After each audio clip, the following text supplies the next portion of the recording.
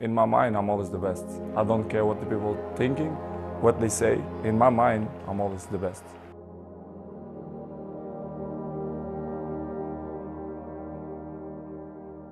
Cristiano Ronaldo is the most professional player I ever played with. He was the one, if we are training at 10, he will be here at 8.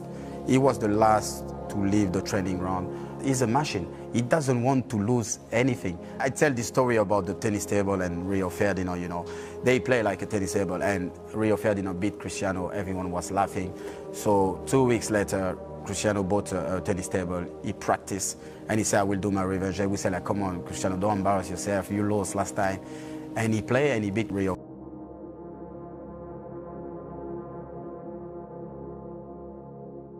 Ronaldo was the biggest example of someone that, from the outside, you think, God-given talent, doesn't need to work hard, just turns up on a football pitch, looks $1 million, and just goes out there. Well, there was one day I mapped out a day in the life of Ronaldo, and in the day of Ronaldo, there was only an hour in the day where he was coached.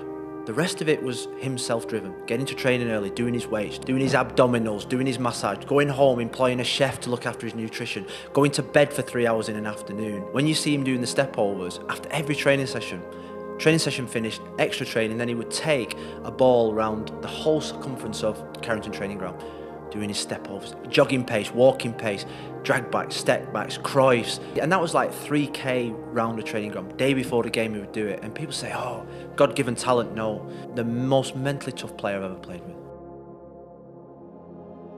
The discipline of Cristiano is unbelievable. I never see this. Every day. You know, some days you can like, oh, I'm okay, yeah. He doesn't miss one day. He's disciplined. No, it's like he's a professional. You're professional.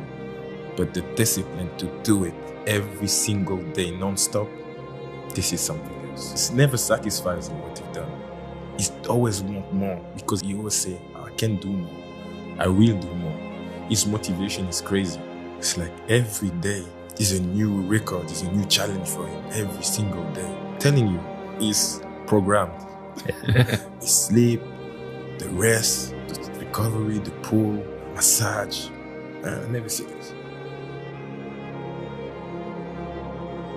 I don't know a stronger, more determined, obsessed player that I'd share the changing room with because he was just phenomenal. I was very fortunate to sit there and watch him go from a boy to a man, even from just training, affecting training sessions, like being the match winner in training, like absolutely obsessed with winning a game in training and being the one that scores the last goal. He came as a kid, left as the best player in the world. I remember when I came to the club, how he looked as a boy. He was skinny. He was someone who's always trying to do the skills and tricks, and how he developed over the years, how he trained, willing to sacrifice everything to achieve his dreams. I think that's an example for the young generations. I think what you see Cristiano on Instagram, all flashy stuff, I think he earned it, he deserved it to have all those, but in his age, when he was 18, 19, 20, 21, to have that mentality, to work hard, to don't go out, to fight for your dream, and the way he did it, I think he deserved everything he got. You've just got to take your hat off to him, because despite him being naturally, of course, he's brilliant, but he has managed to work his way through sheer guts, sheer drive, dedication. Still to this day, you know, gets in before everyone else, leaves after them, his diet, everything about him is professional. I remember going over to Madrid to present him with the Ballon d'Or on the pitch. I got given a tour of the new dress training ground, and it was about 7 o'clock at night. I was walking around. There was one person and one physio in the dressing room at the time as I was getting the tour around, and he was getting a massage and doing all the stretches and doing all his routine at about 7 o'clock at night.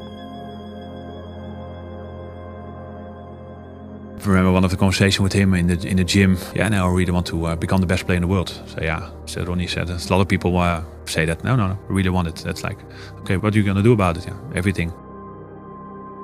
One of the funny stories I find always, I told a lot of people already after training, when we want to take some free kicks. Said Ronnie, it's like, take the second or third goalkeeper. I'm 37. Come on, let's take one of the other guys. I'm tired. No. Come on, I want to score against the best. Yeah, but Ronnie, you're not going to score, so what's not the point? Oh, no, come on, you're getting goal. And of course, then he had the free kick and the position and the stance and the ball that floated. But he always wanted to end it with a goal. So it's not even whatever, that I save one, okay, it's finished. But he always want to end up with a goal. I said, but Ronnie, I want to also have a good feeling of going into the game. It's not only about you. And of course, it's always been about him.